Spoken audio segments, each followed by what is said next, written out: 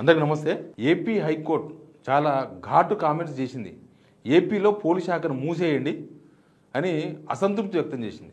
ఎందుకంటే 2023 case TTD మనం హుండీలో డబ్బులు ఇస్తాం కదా, డబ్బులు కానకలు బంగారం ఏదైనా ఇస్తాం, వాటిని లెక్కించే క్రమంలో అక్కడ పనిచేసే ఒక ఎంప్లాయీ ఉద్యోగి $ను దొంగిలించిండు అనేది ఒక ఇది ఆరోపణ కాదు, అన్ని సీసీటీవీ ఫుటేజీల్లో రికార్డ్ అయింది అని తర్వాత టీటీడీ కాంప్రమైజ్ అయింది. ఆయనతో కాంప్రమైజ్ అయ్యి ఆయన మీద పెట్టిన కేసును లోక్ అదాలత్లో పోయి అండర్స్టాండింగ్తో విత్డ్రా చేసుకున్నారు. ఏంది అంటే ఆయన వాళ్ళ పిల్లలు ఆయన భార్య పేరు మీద ఉన్న ఆస్తులు టీటీడీకి ఇచ్చిండ్రు. దాదాపు ఇది 100 కోట్ల రూపాయల స్కామ్ అనేది ఒక పెద్ద ఒక విశ్లేషణ నడుస్తుంది. 100 కోట్ల స్కామ్ చేసిండ్రు. దీనిలో ఈ డబ్బులు భక్తులు చాలా పవిత్రంగా తమ కోరికలు ఏడుకొండల వాడు నెరవేరుస్తారని మొక్కులు చెల్లిస్తే ఆ మొక్కులు ఇట్లా పక్కదారి పట్టినాయి అనేది ఈ వార్త. అయితే హైకోర్టు ఒక విషయం చెప్పింది. సిఐడి ద్వారా ఆ లోక్ అదాలత్లో వీళ్ళు అండర్స్టాండింగ్ చేసుకొని విత్డ్రాల్ చేసుకున్నారు కదా, అవన్నీ కూడా హైకోర్టుకు సబ్మిట్ చేయమని ఆదేశించింది. కానీ పోలీసులు పట్టించుకోలేదు, సిఐడి పట్టించుకోలేదు. దానికోసమని హైకోర్టు తీవ్ర ఆగ్రహం వ్యక్తం చేసింది. అసలు దీన్ని ఏ విధంగా చూడాలి, ఏపీలో పోలీసులు ఏం చేస్తున్నారు, అసలు ఏపీలో రాజకీయం ఏంది, అన్ని విషయాల మీద మాట్లాడదాం. సబ్స్క్రైబ్ చేయండి, వీడియో షేర్ కూడా చేయండి. మనం టీటీడీ అంటే చాలా భక్తిభావంతో చూస్తాం. అసలు ఎవరైనా తిరుపతి పోతుంటే మనం పోము. తిరుపతి పోతుంటే మనం దేవునికి వేయాలనుకున్న కానుక డబ్బులే కావచ్చు, లేకపోతే వేరే ఏమైనా కావచ్చు, వాళ్ళకి ఇస్తాం, ఇది నా మొక్కుగా కానుకల దానిలో వేయండి అని. అంత పవిత్రత. మనమే కాదు, పక్కపక్క రాష్ట్రాలు తమిళనాడు, కర్ణాటక, దేశంలో ఉన్న చాలా రాష్ట్రాల నుంచి, తర్వాత ఫారిన్ నుంచి $, వేరే వేరే రాష్ట్రాలకు సంబంధించిన కరెన్సీ కూడా ఇక్కడికి వస్తూ ఉంటుంది. అట్లా తిరుపతి పోతున్నారని ఎవరైనా తెలిస్తే చాలు, ఖచ్చితంగా మనం వాళ్ళకి ఎంతో అంతో ఇచ్చి నా మొక్కుగా నా కానుకగా ఇది దానిలో వేయండి. ఆ డబ్బులు దొంగతనం జరిగినాయి. అది ఒక్కసారి జరగలేదు, చాలాసార్లు జరిగినట్టుగా తర్వాత అర్థమైంది. దానిలో పనిచేసే ఒక రవికుమార్ అనే ఒక ఎంప్లాయీ, ఈ 2023 కేసు, ఇది 2023లో జరిగింది. మొత్తం సీసీటీవీ ఫుటేజ్ ఉంటుంది, చాలా జాగ్రత్తలు ఉంటాయి, అన్నీ ఉంటాయి. అయినా సరే ఆ ఉద్యోగి పట్టుబడ్డాడు, అట్లే పట్టుబడ్డాడు. తర్వాత టీటీడీ ఎందుకు కాంప్రమైజ్ చేసుకున్నది ఆయనతో, ఏంది అంటే వాళ్ళు ఏదో ఆస్తులు ఇచ్చిండ్రు అని. అసలు 100 కోట్ల స్కామ్లో ఆయన ఎన్ని ఆస్తులు ఇచ్చిండు, అసలు ఎందుకు కాంప్రమైజ్ అయింది అనేది ఒక హైకోర్టులో పిటిషన్ వేసిండ్రు, ఒక జర్నలిస్ట్ వేసిండు. ఆ హైకోర్టు సిఐడికి అప్పగించింది. అసలు ఏం కాంప్రమైజ్ అయ్యిండ్రు, అసలు ఏంది వీళ్ళ మధ్య అండర్స్టాండింగ్ ఏంది, టీటీడీకి ఆ ఎంప్లాయీకి పట్టుకురమ్మనంటే పోలీసులు తీసుకోపోలేదు. దానికోసమని ఆగ్రహం వ్యక్తం చేసింది. మరి ఏపీలో పోలీసులు ఏం చేస్తున్నారు అసలు? మొత్తం నిజానికి ఏపీలో పోలీసులు ఈ రెడ్ బుక్ రాజ్యాంగం ఇవన్నీ కూడా ప్రజాస్వామ్యాన్ని కూని చేసి పడేసినాయి. ఎందుకంటే ఒక అధికారం రాకముందు రాసుకున్నావు, రెడ్ బుక్ రాసుకున్నారో, గ్రీన్ బుక్ రాసుకున్నారో, బ్లూ బుక్ రాసుకున్నారో తర్వాత విషయం. కానీ నేను రెడ్ బుక్ రాజ్యాంగం, నాతో రెడ్ బుక్ ఉంది, నేను రెడ్ బుక్లో రాసుకున్న వాళ్ళందరినీ అరెస్ట్ చేస్తా అని లోకేష్ ప్రకటించేసింది ఓపెన్గా. ఆల్రెడీ దానిలో ఉన్న వాళ్ళందరినీ నిజం సినిమా ఉంటుంది గుర్తుందా, నిజం సినిమాలో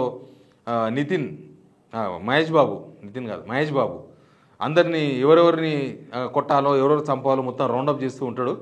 సేమ్ అట్లా లోకేష్ కూడా ఒక రెడ్ బుక్ అని పెట్టుకొని దానిలో ఆయనకి ఎవరి మీద కోపం వస్తే వాళ్ళ పేర్లన్నీ రాసుకొని అందరి మీద కేసులు ఏదో ఒక కేసు బుక్ చేయాలి, వాళ్ళని జైలు వేయాలి. ఇది రెడ్ బుక్ రాజ్యాంగం. పోలీసులు ఏం పని చేస్తున్నారంటే ఆ రెడ్ బుక్లో ఉన్న వాళ్ళని అరెస్ట్ చేసే పనిలో బిజీగా ఉన్నారు. వాళ్ళు కోర్టులు చెప్పినా వినే పరిస్థితిలో లేరు, లేకపోతే జనాల సమస్యలను పరిష్కరించే పరిస్థితిలో లేరు. అసలు సమాజంలో ఏం జరుగుతుంది ఏమీ లేవు, మొత్తం పొలిటికల్ కేసులే. పొలిటికల్గా టీడీపీ నేతలను విమర్శించిన వాళ్ళ మీద ఏదో కేసు పెట్టాలి, అరెస్ట్ చేయాలి, దాన్ని కొన్ని రోజులు నడిపించాలి. లేకపోతే వైఎస్ జగన్మోహన్ రెడ్డిని ఎట్లా కేసులో ఇరికించాలనో ప్లాన్ చేయాలి, స్టోరీ అల్లాలి.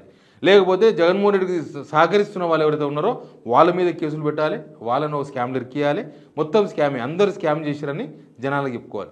ఏపీలో ఏదో నడుస్తుంది, పరిపాలన కాదు. పోలీసులు అందరూ కూడా ఈ పనిలో బిజీగా ఉన్నారు. హైకోర్టు ఇట్లాంటి వ్యాఖ్యలు చేసిందంటే పోలీస్ వ్యవస్థ చట్టాన్ని సరిగ్గా అమలు చేయడం లేదు అనేది 100% కనిపిస్తుంది. వీళ్ళు చట్టాన్ని పక్కన పడేసి రెడ్ బుక్ చట్టాన్ని తీసుకొచ్చి ఆ రెడ్ బుక్ చట్టం బిజీ, అందులో పోలీసులు అందరూ కూడా బిజీ అయిపోయారు. పోలీస్ శాఖలో రాజకీయ జోక్యం అసలు పాలిటిక్స్ మొత్తం పోలీసులు నడిపిస్తున్నారు ఏపీలో.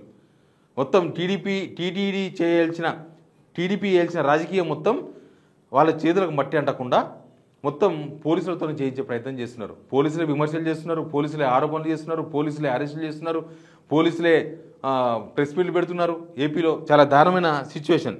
రాష్ట్ర ప్రభుత్వానికి నిజానికి పోలీస్ శాఖనే మూసేయండి అని హైకోర్టు అన్నదంటే అసలు రాష్ట్ర ప్రభుత్వం ఏం పని చేస్తుంది, రాష్ట్ర ప్రభుత్వం జనాల కోసం పనిచేస్తుందా అనేది చాలా క్లియర్గా కనబడుతుంది. అసలు దాని మీద తలదించుకోవాలి రాష్ట్ర ప్రభుత్వం. పోలీస్ శాఖనే మూసేయాలని అంటున్నారంటే పోలీస్ శాఖ ఎవరి కోసం పనిచేస్తున్నది ఒక అంశం. అయితే పాలనలో సమతుల్యత కోల్పోయింది. ముఖ్యంగా ఈ వ్యాఖ్య కోర్టు చేసింది. ఎవరో జగన్మోహన్ రెడ్డో లేకపోతే ఇంకోరో చేస్తే అది వేరు. అసలు దీనిలో పవన్ కళ్యాణ్ ఎందుకు మౌనంగా ఉన్నారో అర్థమైతే లేదు. ఇట్లాంటి రాజ్యాంగం అమలు అవుతుంటే ఇట్లా పోలీసులు అందరూ కూడా మొత్తం పాలిటిక్స్లో బిజీగా ఉంటే అసలు జనాలనే పట్టించుకోకపోతే ఆయన సుగాలి ప్రీతి కేసుతోనే కదా ఆయన మొత్తం లేచి నిలబడ్డది. ఆయన బేస్ సుగాలి ప్రీతి కేసు. కానీ ఆయన డిప్యూటీ సీఎం అయిన తర్వాత ఆయన కూడా టీడీపీ దానిలో కలిసిపోయాడు. ఆయన కూడా ఏం మాట్లాడతలేరు. ఇప్పుడు అందరితో పాటు అంటారు కదా, నా లోలు వాళ్ళలో కలిసిపోతే వాళ్ళు కూడా వాళ్ళే అయిపోతారని. పవన్ కళ్యాణ్ కూడా వాళ్ళలో కలిసిపోయి వాళ్ళే అయిపోయాడు. అట్లా సిస్టమ్ ఫెయిల్యూర్ అనేది 100% కనిపిస్తుంది. కోర్టు అడిగిన డాక్యుమెంట్స్నే వీళ్ళు ఇవ్వలేకపోయినారు అని అంటే అసలు దానిలో ఏముంది, దానిలో అండర్స్టాండింగ్లో ఏముంది, కావాలని ఇయ్యలేదా, బిజీగా ఉన్నారా పోలీసులు? అసలు ఇట్లా చేస్తే పోలీసుల మీద జనాలకు ఏం నమ్మకం కలుగుతుంది? ఇంకా పోలీసులు మొత్తం బిజీగా ఉంటే, పోలీసులు అంతా పొలిటికల్ కేసుల్లోనే ఉంటే అసలు జనం వాళ్ళకు అన్యాయం జరిగితే, వాళ్ళకి ఏమైనా సమస్య వస్తే వాళ్ళు ఏ పోలీస్ స్టేషన్ పోవాలి, ఎవరిని నమ్మాలి, ఏది కూడా అసలు న్యాయం పోలీస్ దగ్గర పోతే న్యాయం దొరుకుతుందా అనేది ఏపీలో అసలు ఎవరికి నమ్మకం లేకుండా పోయింది. కోర్టు ఇంత ఆగ్రహించాల్సిన పరిస్థితి రావడం అనేది ప్రజల్లో కూడా కొంత భయాన్ని, నిరాశను కలిగిస్తుంది ఖచ్చితంగా. ఎందుకంటే పోలీస్ శాఖ కరెక్ట్గా పనిచేస్తుంది, హైకోర్టు ఇట్లాంటి వ్యాఖ్యలు చేయకుంటే ఓకే. కానీ హైకోర్టే పోలీస్ వ్యవస్థను మూసివేయాలనే కామెంట్ చేసిందంటే పోలీస్ వ్యవస్థ పనిచేస్తలేఅనేది వెరీ క్లియర్గా అర్థమవుతుంది. ఇక ప్రజాబద్ధత ఏంది, చట్టబద్ధత ఏంది, దీనిలో రాజ్యాంగం ఏంది, ఇవన్నీ కూడా ఒక పెద్ద అంశం. ఎంతసేపటికి ప్రతిపక్షాన్ని ఇరుకునబెట్టే ప్రయత్నమో, లేకపోతే ప్రతిపక్షాన్ని టార్గెట్ చేసే ప్రయత్నమో, ప్రతిపక్షాన్ని కేసుల్లో ఇరికించే ప్రయత్నమో, ప్రతిపక్షాన్ని ఏదో రూపంలో ఎక్కడనో వాళ్ళకు ప్రతిపక్షాన్ని నడిపిస్తున్న మనీ సప్లై చేస్తున్న వాళ్ళనో, లేకపోతే ప్రతిపక్షం చేస్తున్న యాక్టివిటీస్ని కంట్రోల్ చేయడానికో, లేకపోతే జగన్మోహన్ రెడ్డి ఏదైనా టూర్ పోతున్నారంటే దాన్ని కంట్రోల్ చేయడానికినో పోలీస్ వ్యవస్థను వాడుతున్నారు తప్ప అసలు హైకోర్టు చెప్పినట్టుగా అసలు ఎక్కడ దీనిలో పారదర్శకత ఎక్కడ కనిపిస్తలేదు. అది వైసీపీ గవర్నమెంట్లో జరిగింది. ఇట్లా పోలీస్ శాఖ పనితీరును హైకోర్టే తూర్పారబడితే ఏకంగా పోలీస్ శాఖనే మూసేయండి అని చెప్పేసి హైకోర్టు చెప్తే ఇంకా చంద్రబాబు నాయుడు 30 ఏండ్ల రాజకీయ అనుభవం, లేకపోతే ఆవేశంగా ఊగిపోయే పవన్ కళ్యాణ్ ఆగ్రహ ఆవేశాలు, మరి ఇవన్నీ ఏమైనట్లు? ఇప్పుడు పోలీస్ శాఖ పైన ఇదొక మచ్చ. పోలీస్ శాఖను అంత ఉపయోగించుకుంటారు రాజకీయాల కోసమే. చంద్రబాబు నాయుడు పోలీస్ శాఖను ఫుల్ బిజీ చేసేసిండు, పోలీసులు అందరినీ దానిలో ఎంగేజ్ చేసి పడేసిండ్రు. తర్వాత పోలీసులు వేరే కేసులను కానీ, ప్రజల గురించి కానీ, కనీసం హైకోర్టు చెప్తే దాని గురించి కానీ పట్టించుకునే పరిస్థితుల్లో లేదు అంటే అక్కడ సిచ్యువేషన్ ఏదో మనం అర్థం చేసుకోవాల్సిన అవసరం ఉంది. Please subscribe Suman TV.